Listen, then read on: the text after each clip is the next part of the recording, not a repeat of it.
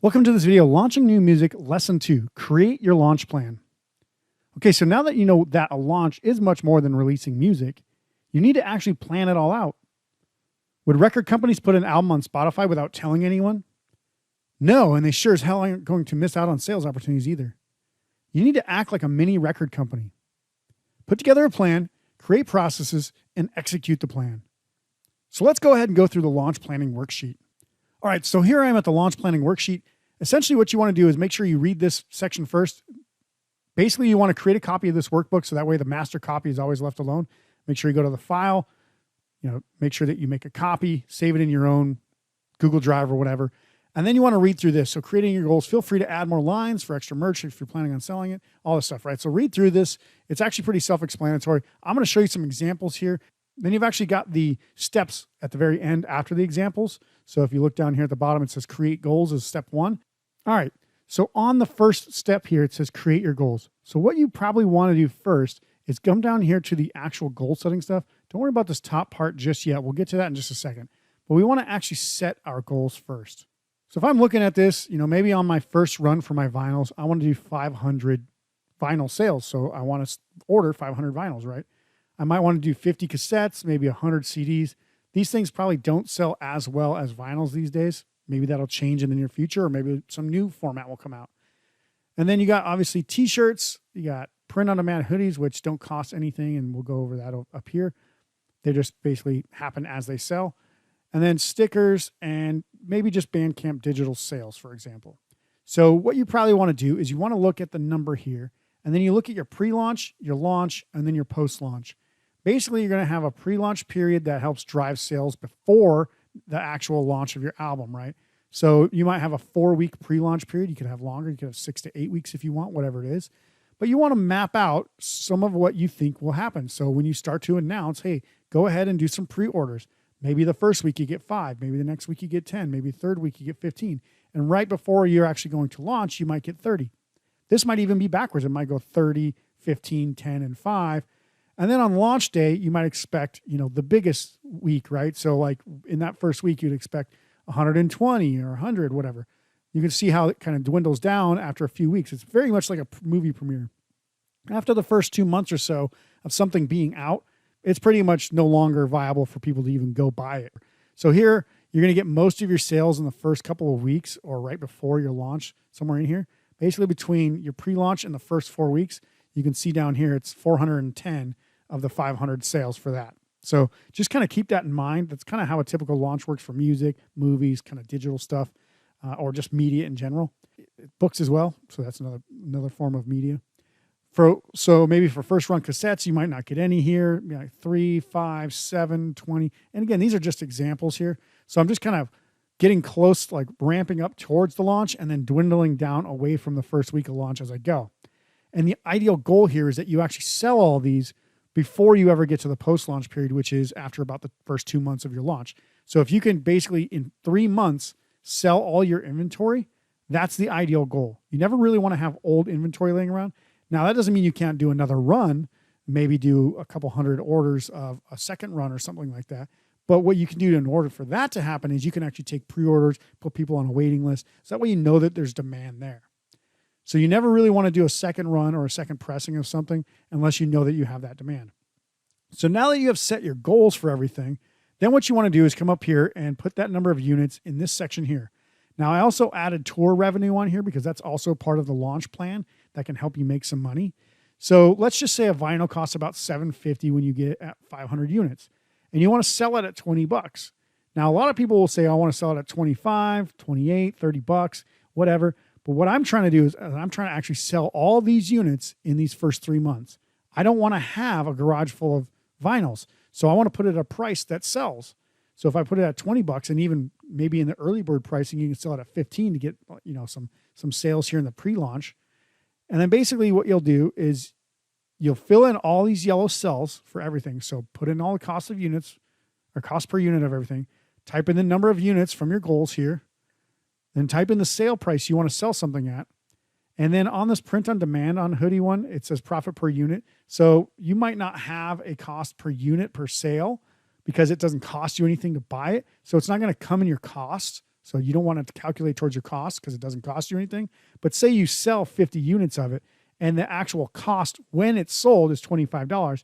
So you're only getting $15 in profit. So put it in the profit, but don't put it in the cost because it doesn't cost you anything. So that's just something to be cognizant of there.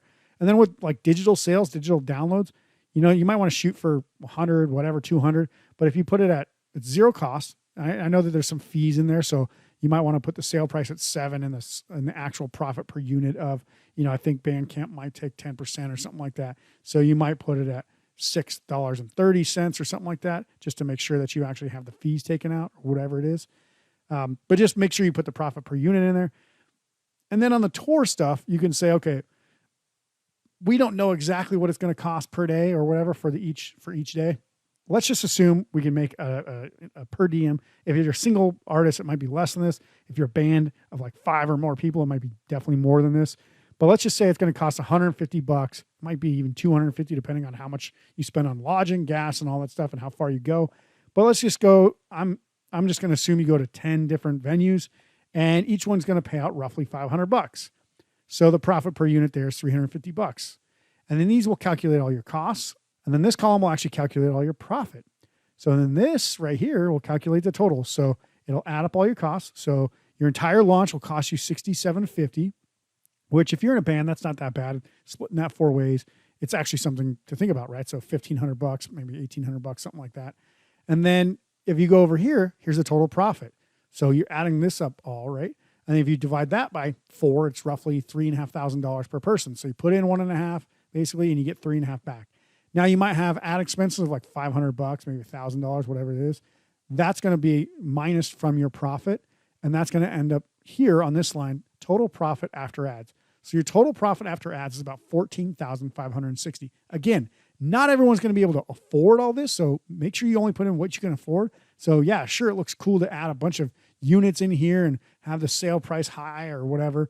And then obviously have the cost low, but be realistic. So don't put in any numbers that you can't afford. So that's step 1, create your goals, right? So plan it all out, put in the prices, put in the number of units, all that stuff. So basically make sure you have that goal set. Step 2 is simply setting your ad budget. So this is actually where that $500 in step 1 comes from. It draws it from right over there. So it'll actually calculate step 2, your ad budget from A10. So it's right here. So A10. So put in your goal for your ad budget. Maybe it's 500, maybe it's 200. I wouldn't probably do a launch for less than a couple $100 though, $300, because you need to spend it over a certain amount of time. So you can see here that I'm actually doing Instagram and Google ads. Now I'm not saying I think Google ads are better or anything like that. I'm just putting it in for an example. Right now, currently for my Powered by Rock business, I only use Instagram ads and they work pretty well. Google ads has gotten so complicated that it's pretty tough to get a good return on the investment. And the actual price per click and all that stuff, cost per click, they're getting kind of high. So using Instagram ads has worked well for me for certain things, not for everything, but for certain things. So let's just say you're going to put, add up 500. So all these numbers here should add up to $500. If you look down here, it's 500. So what you want is to do that, segment it, right? So $20 this week, $20 this week, $20 this week, $40 this week, $50 that week, $40 that week. And then if you're going to do Google ads, 20, 20, 20, 40, 50, 40, 40, 40, 10, 10, 10, 10, 10. And obviously in the post-launch, you're not even advertising for this album anymore because it's post-launch and this is the launch plan, right? So post-launch, you don't need to worry about that. And really the only thing that you're looking to do in post-launch, and I should have mentioned this before, is essentially sell ongoing merchandise that you have left over. So really it's either part of your tour or part of just a post-launch. So if your tour kind of spills over into the post-launch period of after 2 months, then you can start to put some of those things in there, or maybe some sales might trickle in for the last remaining shirts or stickers or whatever. So that's pretty much all you have to do for the ad budget there. Just set the number and then divvy it up over the amount of weeks that you're going to do it. And then obviously what I want to do is create a release plan checklist. Now I'd put in my title of my album, my EP or whatever. And obviously what we're talking about in this is launching an album. But you can apply all these principles to an EP or a single. Just make sure that you know what you're doing. Obviously, you don't spend as much for a single because you're probably just releasing it on streaming services or YouTube or whatever. But just make sure that your budgets are way lower because you're not trying to actually make money off of them. You're just trying to promote something else, right? So then you put in your expected release date, and then you put in your promo release date. The difference between this is when it goes public. This is when you start to promote it to media, tastemakers, that kind of stuff. So this goes in steps, and I want you to actually understand that these things are really cool to keep track of. So did you do the recording? So it's got full band demo. I don't know why it's cut off there. Let's go ahead and make sure that's not cut off. Full band demo. Then it's got guitar, and if you have like multiple guitars, you can put guitar 1, guitar 2, and you can actually change other here, other 2 there. Drums, bass, vocals. Now, obviously, some people start with drums, some people start with vocals or guitar or whatever. So just put it in the order that you want. It doesn't really matter. But then it'll actually have drop downs. So you can say done, in process, or not started. So if it's in process, you can actually say, okay, track 1, you'd have a track 1 name. If you need to add more tracks, just go ahead and add 1 row above or 1 row below, and it'll actually add these in here. And then all you have to do then is write if it's done, in process, or not started. Then once it is done, you actually write the date that it is completed. This is a really good way to keep track of everything, right? Another thing that you want to do, obviously, after recording is the mixing. Now, you can mix it yourself, or you can have somebody else do it. We do have a couple of resources in our resource center, Joe Marsh being one of them. He's in the UK. He does amazing things with mixing and mastering. So you can actually say who's responsible. Obviously, up here, it's your guitar player responsible for guitars, drums responsible for drums, obviously, bassist for bass, vocals for vocals, all that stuff, right? And then you just put in, is it done, in process, now not started? And then obviously make sure you put in the date completed. Again, mastering, right? Who is responsible for each track, right? So make sure that the track names obviously align. Is it completed, in process, done, whatever, date completed? And here I just put in process. Then you have stuff like artwork. So this is a really good checklist that you want to make sure that you go through, because this is all the stuff that you normally have to do for everything that you're going to actually launch, right? And the stuff that you're going to create. So you have to do band photos, and then you might have, a camera person or a photographer or somebody in the band who actually does that as their passion or hobby. So band photos, logo, who's going to get it created, is in process, not started, done. Create cover art, create liner art, notes, other insert graphics, create social media and website images based on all this stuff, right? So from your cover art, your new logo, band photos, whatever, create all that stuff, put it on social media. Create advertising images. So this is what you're going to use for Facebook or Instagram or Google Ads or whatever.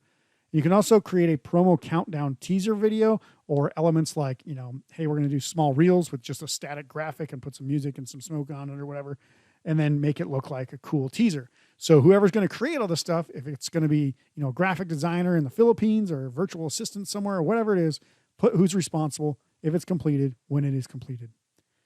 Then some technical admin stuff. This is usually not the fun stuff, but it has to be done. So for example, you have to create a pre-order interest form. This is actually to see how many people are likely to put in a pre-order. So you can just say, hey, make sure to go to our pre-order interest form to log if you're actually interested in getting our vinyl or whatever. So that way you can then put in the order for vinyl with a small deposit from the people who are actually interested in getting it, right? And then you can also get your website created or updated to highlight the new music. Obviously, you want to put that all over your website. Add products to your website and Bandcamp, or one or the other, depending on what you use for selling this stuff.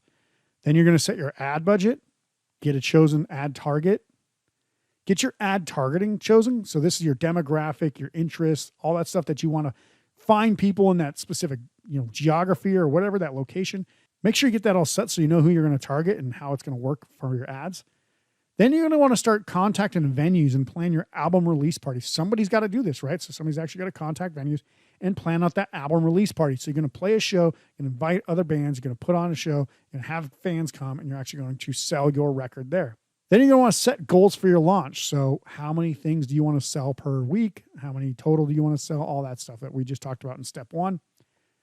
Then you're going to want to send packaging graphics to manufacturer, finalize any album packaging with manufacturer, and then actually order the inventory. So if there's like CDs, cassettes, or vinyls, you'll actually order it. And this can obviously wait until you have your pre-order period done. So that way you know how many people are pre-ordering. So if you have 80 pre-orders, then you might think, okay, well, we can sell probably at least 4 times that. So we're going to go ahead and be certain that we can sell 300 or 400. So maybe we'll order 500, just that way we can have some extra and try to sell those. Then you want to contact bands and venues about tours, if that's something that you're going to do to help promote your album. And then you want to build out your tour worksheet, which we'll talk about later. This is just something that you'll do as you go. And then you'll create a waiting list for any out of stock items like vinyls or CDs or cassettes if people are asking for them. Because you don't want to ever reorder something thinking that, oh, one or two people have said you should reorder them without actually having them pay and put in a deposit for it. So that way you know that they're actually serious. Because I found in all businesses, if you listen to your fan or your customer, essentially what happens is you then create something that nobody else wants to buy. So you have to make sure you have a waiting list for people to buy that. Then over here in marketing prep, you've got create your launch plan, create your pre-order email campaign to take deposits, create launch automation, and basically a lot of the email stuff that you're going to send. So a lot of this is actually promotional marketing stuff. And I put in a couple things extra here just in case there was other things I haven't thought of yet. And then you've got your launch execution. So send press release to announce new music, send email to tastemakers for reviews and hype, promote your single for release number 1, blah, blah, blah. So you're going to keep going down. And in the end, the one thing that you definitely want to do is celebrate your hard work. So you obviously can check this off as you go. You're going to assign who's responsible and you have a day completed. If you are in a band, you should absolutely split responsibilities. So maybe somebody will do artwork and manage it. They don't have to do the artwork, but maybe they can manage it, work with a graphic designer and a photographer to get that done. And then obviously for technical admin stuff, maybe one person's really good at all the website stuff, so you can have that person do it. Maybe somebody's really good at writing marketing emails, or obviously they're going to follow the templates that we have in this training, so they can do that. And then somebody's going to be kind of keeping an eye on all the launch stuff. So then somebody else would be responsible for that. And step 4, all you're going to do is assign a weekly task timeline. So you can actually color code these to, assign whoever's going to be responsible for it based on the color or whatever. But so for example, in the pre-launch, and we're going to say pre-launch is actually 8 weeks of work, but it's not 8 weeks of sales, it's 8 weeks of work. So when we go back to create your goals, we see pre-launch is only 4 weeks long, but that's the pre-launch for sales part. When we go back to the weekly task timeline, it's 8 weeks of work, because in the first 4 weeks, you're prepping stuff to then sell for the next 4 weeks.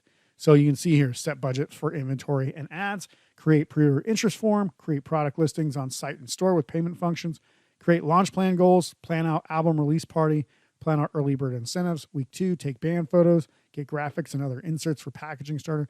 And you can just kind of see that it's broken up. So it's never like 30 things all in 1 week and then like one thing in the next. So it'll kind of be broken up. And as you go, you'll see it goes even in the post-launch period of get anyone who still wants out-of-stock items on a waiting list with a deposit.